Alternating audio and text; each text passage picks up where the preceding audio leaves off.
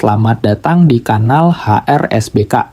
Sebelum kita mulai, boleh tahu dari daerah mana saja kalian menyimak kisah ini? Tulis di kolom komentar ya. Dan jangan lupa dukung kami dengan menekan tombol subscribe dan nyalakan notifikasi. Ini dia kisah selengkapnya. Namaku Rafli. Saat itu usiaku baru 20 tahun ketika aku memutuskan untuk merantau dari kampung halamanku di Cirebon. Di dalam ransel usang yang kubawa, aku tak hanya mengemas pakaian, tapi juga segenap harapan.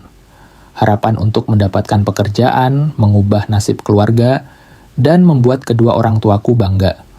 Tujuanku adalah rumah Om Narto, adik ayahku yang tinggal di sebuah kota besar yang selalu sibuk. Setelah perjalanan panjang yang melelahkan, aku tiba. Udara panas bercampur aroma asap kendaraan langsung menyambutku. Sungguh berbeda dengan udara sejuk dan wangi padi di desaku. Dengan perasaan cemas, aku berjalan menyusuri jalanan, mengikuti alamat yang tertera di secarik kertas. Tak lama, aku sampai di depan sebuah rumah megah 2 lantai dengan gerbang besi tinggi. Aku menekan bel dengan jantung berdebar. Pintu terbuka, dan seorang pria berbadan tegap dengan senyum hangat menyambutku. "Rafli, keponakanku sudah besar sekarang," seru Om Narto. Ia langsung memelukku erat, menepuk punggungku dengan keras. "Masuk, masuk, anggap saja ini rumahmu sendiri." Aku hanya bisa tersenyum canggung, terkejut dengan sambutannya yang begitu antusias. Saat melangkah masuk, aku terpukau melihat interiornya yang mewah. Lantai keramik yang berkilau, sofa kulit yang besar, dan televisi layar datar raksasa yang belum pernah kulihat. Semuanya terasa asing dan begitu megah. Dari arah dapur, seorang wanita muncul. Ia cantik, dengan kulit bersih dan rambut panjang yang terurai. Ia adalah Tante Rina, istri Om Narto. Ia tersenyum, tapi senyumnya tipis, dan matanya memancarkan sesuatu yang sulit kuartikan. Mungkin kesedihan atau kelelahan. "Selamat datang Rafli, semoga betah di sini," sapanya dengan suara lembut. "Terima kasih Tante," jawabku sambil sedikit menundukkan kepala. Makan malam pertama di rumah itu terasa canggung. Om Narto mendominasi percakapan dengan cerita-cerita tentang pekerjaannya, sementara aku hanya mendengarkan. Tante Rina lebih banyak diam, sibuk melayani, memastikan piring suaminya selalu terisi. Sesekali ia mencoba bicara, namun suaranya langsung tenggelam oleh celoteh Om Narto. Aku melihatnya, dan sesaat merasakan iba. Keesokan harinya, rutinitas baruku dimulai. Pagi-pagi sekali, suara mobil Om Narto sudah meraung, lalu menghilang. Setelah itu, rumah menjadi sunyi senyap. Hanya ada aku dan Tante Rina. Hari-hari pertama terasa canggung. Kami jarang sekali bicara. Aku menghabiskan siang hari berkeliling, memasukkan surat lamaran dari satu pabrik ke pabrik lain, dan seringkali pulang dengan tangan hampa. Aku sering berbaring di kamar pada malam hari, mendengar suara televisi yang menyala di lantai bawah hingga larut malam. Aku tahu Tante Rina masih di sana sendirian. Om Narto sering pulang larut malam, terkadang langsung tertidur tanpa banyak bicara. Di dalam rumah yang besar itu, aku mulai menyadari sesuatu. Aku datang mencari harapan, tapi aku merasa sendirian. Dan Tante Rina, yang memiliki segalanya, tampaknya juga merasakan hal yang sama. Perasaan kesepian inilah yang, tanpa aku sadari, akan menjadi jembatan pertama di antara kami. Minggu-minggu berlalu dengan monoton. Setiap sore, aku pulang dengan langkah yang semakin berat. Suatu sore yang terpuruk, aku pulang dalam keadaan basah kuyup. Seorang satpam bahkan tidak mengizinkanku masuk untuk menitipkan lamaran. Aku membuka pintu rumah perlahan. Seperti biasa, Tante Rina sedang duduk di sofa. Tapi kali ini ia melihat lebih dalam, menatap wajahku yang lesu.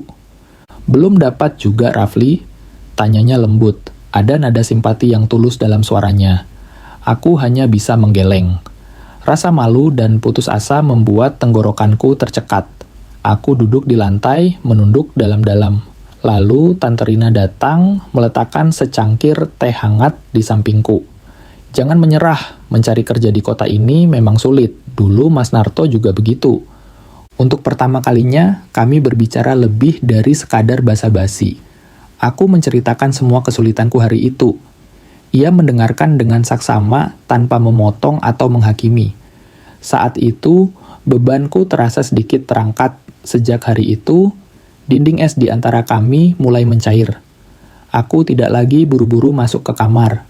Aku mulai menemaninya di dapur, membantunya mencuci piring, atau sekadar mengobrol ringan. Rumah yang tadinya terasa dingin kini mulai terisi dengan obrolan dan tawa kecil kami. Kami menemukan kenyamanan dalam kehadiran satu sama lain. Hingga suatu hari Sabtu yang terik, Om Narto ada acara kantor. Aku memutuskan untuk membersihkan gudang belakang. Keringat membanjiri tubuhku, membuat bajuku basah. Merasa gerah, aku melepas kaosku dan melanjutkan pekerjaan. Tante Rina datang membawa nampan berisi es sirup. "Rafli, istirahat dulu," ucapnya. Ia terdiam. Matanya terpaku pada tubuhku, pada otot-otot yang terbentuk karena kerja keras di kampung. Itu bukan tatapan biasa. Aku melihat keterkejutan di matanya, yang dengan cepat berubah menjadi sesuatu yang lebih dalam. Sebuah kekaguman yang bercampur dengan rasa haus. Wajahnya sedikit memerah. "Ini minum dulu," katanya, suaranya sedikit bergetar. Aku merasa canggung, segera meraih kaosku dan memakainya kembali. Jari-jari kami bersentuhan sesaat dan rasanya seperti ada aliran listrik kecil yang menyengat. Kami berdiri dalam diam selama beberapa detik yang terasa sangat panjang. Udara di antara kami terasa berat dan penuh dengan hal-hal yang tak terucapkan. Sebuah benih berbahaya telah ditanam. Sebuah percikan api telah menyala. Malam itu, saat aku berbaring di tempat tidur, aku tak bisa berhenti memikirkan tatapan matanya. Sementara di kamarnya, Tante Rina menatap suaminya yang sudah tertidur pulas. Pikirannya melayang kembali ke gudang tadi sore. Ia melihat lagi bayangan tubuh keponakannya yang muda dan penuh vitalitas. Tubuh yang mengingatkannya pada gairah yang telah lama hilang dari kehidupannya. Langit di luar tak henti-hentinya menangis. Hujan deras mengguyur kota sejak sore. Hari itu aku kembali gagal. Tiba-tiba, seluruh rumah menjadi gelap gulita. Listrik padam dan keheningan yang mencekam menyelimuti kami. Tak lama, ada ketukan pelan di pintu kamarku. "Rafli, kamu sudah tidur?"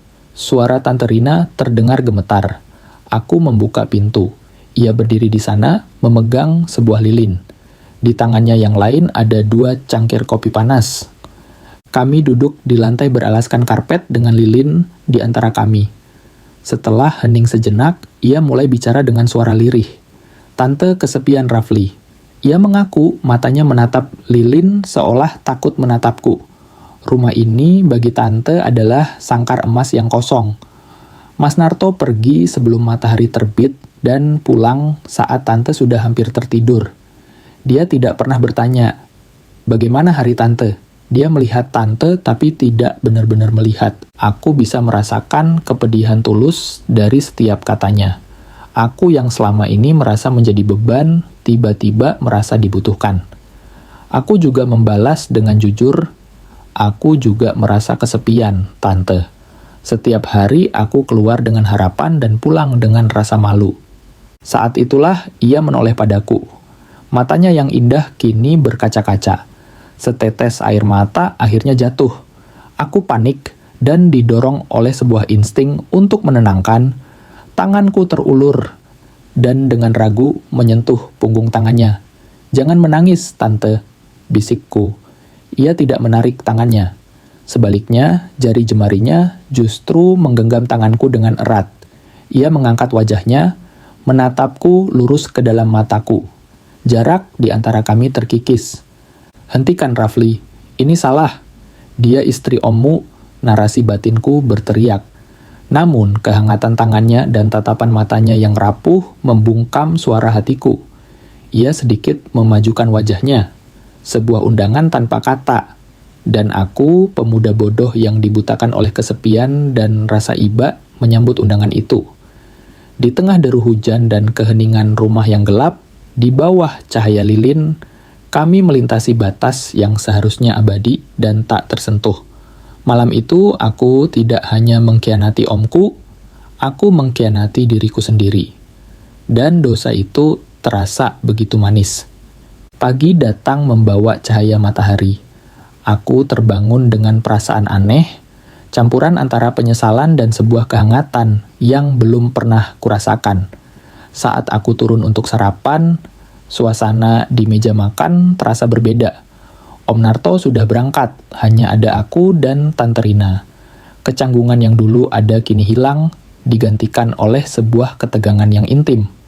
Sejak hari itu, rumah megah itu berubah menjadi surga rahasia kami. Di depan Om Narto, kami adalah tante dan keponakan yang sopan. Tapi begitu deru mobilnya menghilang, kami menjadi dua orang lain. Dua jiwa kesepian yang menemukan pelabuhan di dalam diri satu sama lain. Kami menjadi lebih berani, lebih ceroboh. Kami mulai menunda-nunda pencarian kerja. Kami akan menghabiskan waktu bersama, tertawa saat menonton film, atau sekadar diam berdampingan menikmati kebersamaan yang terlarang itu. Sentuhan-sentuhan kecil menjadi bahasa rahasia kami.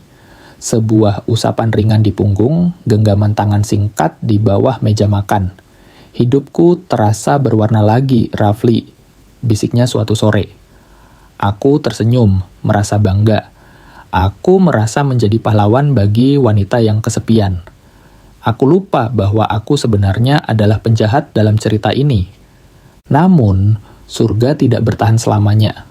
Om Narto bukan orang bodoh. Perlahan tapi pasti, ia mulai merasakan ada yang berubah. Ia menyadari istrinya yang biasanya sering murung, kini tampak lebih ceria.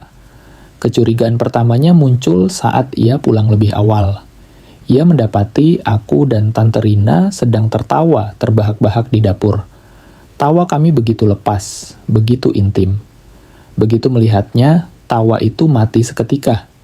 Sepertinya seru sekali ya, kata Om Narto dengan suara datar.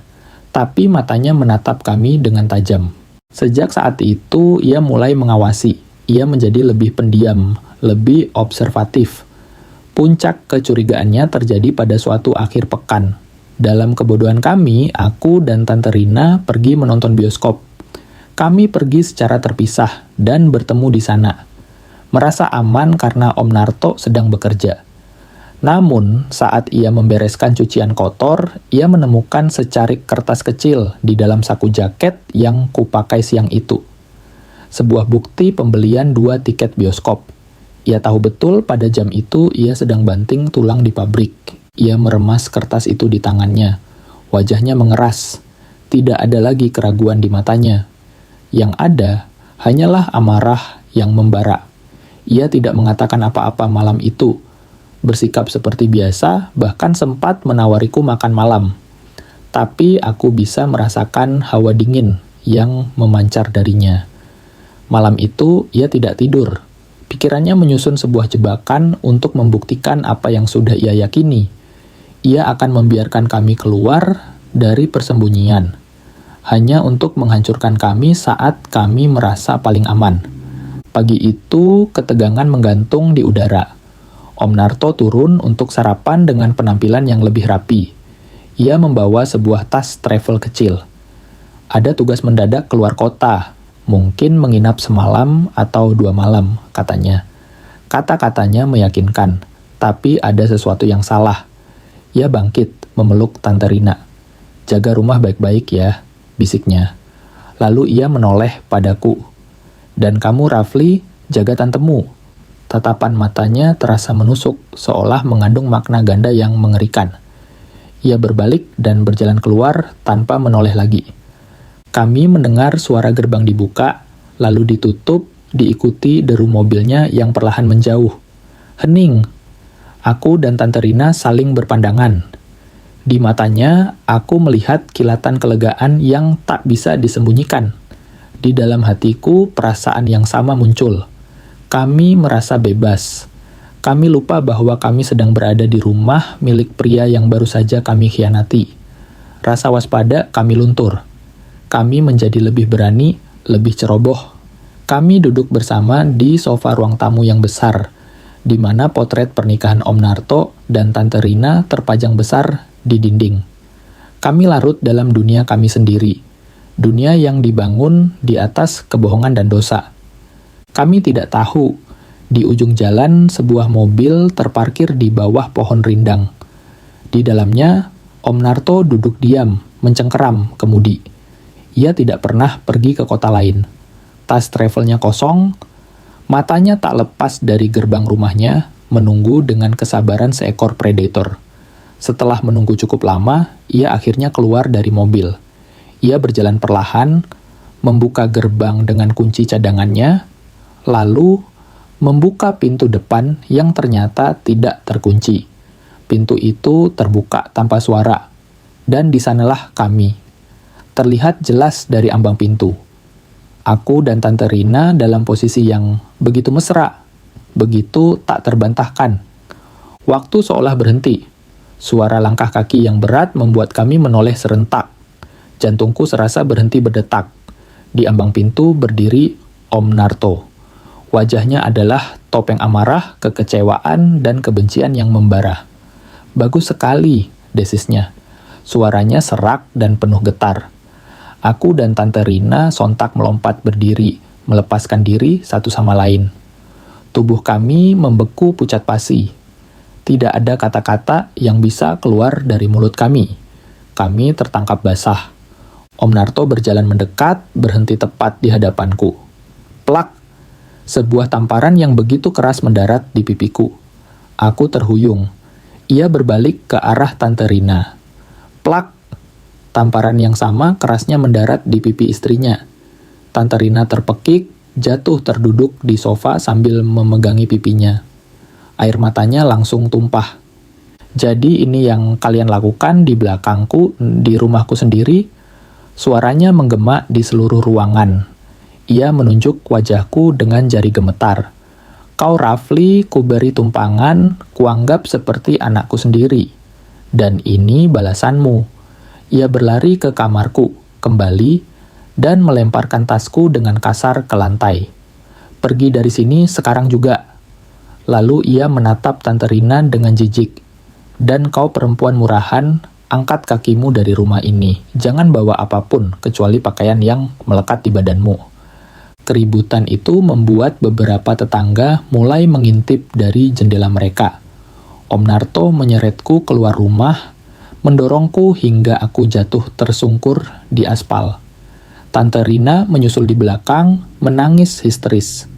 Di depan kami, di bawah tatapan para tetangga, Om Narto mengeluarkan ponselnya. Ia menekan sebuah nomor. Aku tahu nomor siapa itu. "Halo Mas, aku tidak tahu harus mulai dari mana, tapi Mas harus tahu." Ia berhenti sejenak, menarik napas dalam-dalam. "Anak Rafli. Dia tidur dengan istriku di rumahku. Dunia di sekelilingku runtuh seketika. Aku mencoba bangkit, mencoba merebut ponsel itu, tapi Om Narto mendorongku menjauh.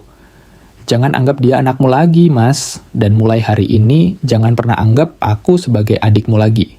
Ia menutup telepon. Aku terduduk lemas di aspal yang dingin. Semua sudah berakhir. Malam itu, aku mendapati diriku sendirian di sebuah halte bus yang remang-remang. Tasku ada di sampingku, tapi isinya terasa hampa. Aku mencoba menelepon ayahku berkali-kali, tapi panggilanku selalu ditolak. Sebuah pesan singkat masuk. "Jangan pernah pulang, kau bukan anakku lagi." Dalam satu hari, aku kehilangan segalanya. Tempat tinggal, harapan, keluarga, dan harga diri. Kenikmatan sesaat yang terasa seperti surga ternyata hanyalah jalan pintas menuju neraka. Api yang kami mainkan telah padam, dan yang tersisa hanyalah abu, penyesalan, dan jalanan yang gelap dan tak berujung. Aku sendirian, hancur, dan tak punya tempat untuk kembali. Sahabat HRSBK, kisah Rafli adalah pengingat yang kuat bagi kita semua. Dosa yang dilakukan secara diam-diam tidak akan pernah luput dari pandangan Tuhan. kebahagiaan yang dibangun di atas penderitaan orang lain tidak akan pernah bertahan lama. Karma itu nyata, dan setiap perbuatan akan mendapatkan balasan yang setimpal. Ingatlah bahwa kesetiaan dan kejujuran adalah harta yang paling berharga. Jangan pernah menukar kebahagiaan sejati dengan kenikmatan sesaat yang bisa menghancurkan segalanya. Jadikan kisah ini sebagai cermin dan ambillah hikmahnya. Sampai jumpa di kisah selanjutnya.